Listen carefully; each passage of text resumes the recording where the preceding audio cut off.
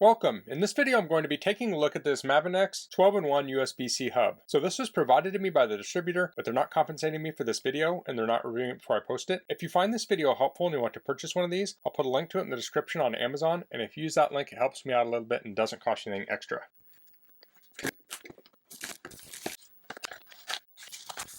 Okay, so here's the hub. So the case on this is metal. It plugs into a USB Type-C port, has some rubber pads on the bottom to help keep it from sliding around. And let's go through all the ports. So this has a power port. You can use this unpowered or powered. With the power port, this supports 100-watt power delivery. It has two HDMI ports. Those support 4K at 30 FPS. Those will also support lower resolutions, and that includes 1080p at 60 FPS. We have an SD card slot and a micro SD card slot. I'm guessing that's a power light. On the end we have gigabit Ethernet. We have a VGA port, so that could be used to connect to legacy devices like projectors. There are still a lot of monitors and TVs that will have VGA ports on them too. And then we have USB ports. We have two USB 2 ports, and then we have two USB 3 ports. So if you're connecting peripherals, you'd want to plug in slower things to the USB 2 ports. So that'd be perfect for keyboards, mice. Even webcams don't typically use USB 3.0, or printers, those would use USB 2.0 too. And then you could use the USB 3 ports for things like flash cards and portable SSDs. And then we have a Type-C port also over here. So a device like this can be used like a docking station for a computer. You can plug this into your computer, you plug power into the power port,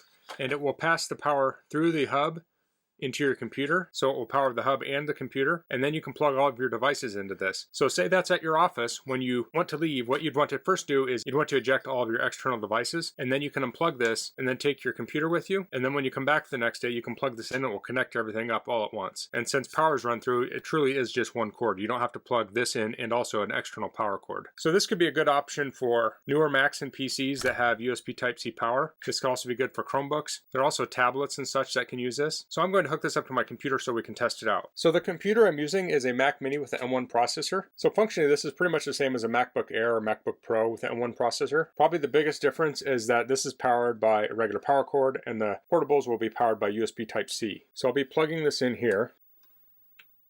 And then I could do things like plug in my keyboard and mouse to this. So those would plug into the Type A ports.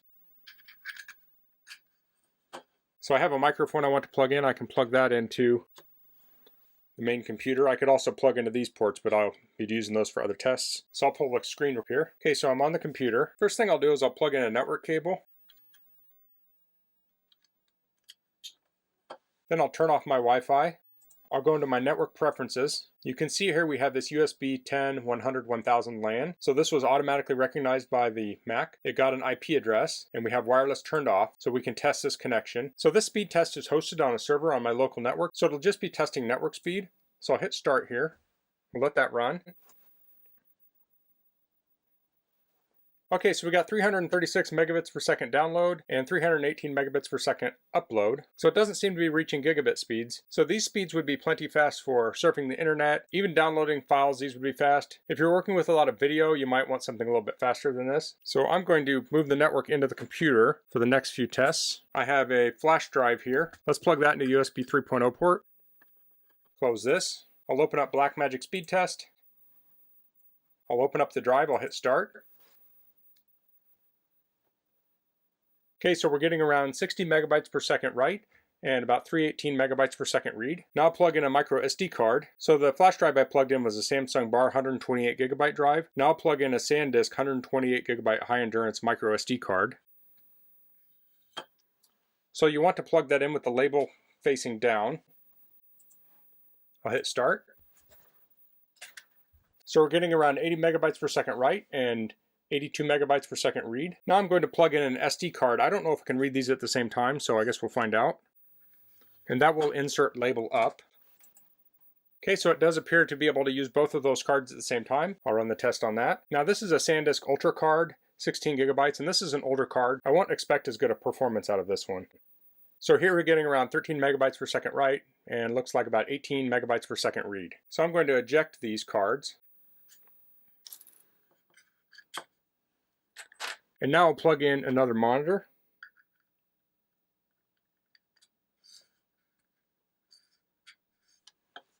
So you'll see this display will light up here in a second.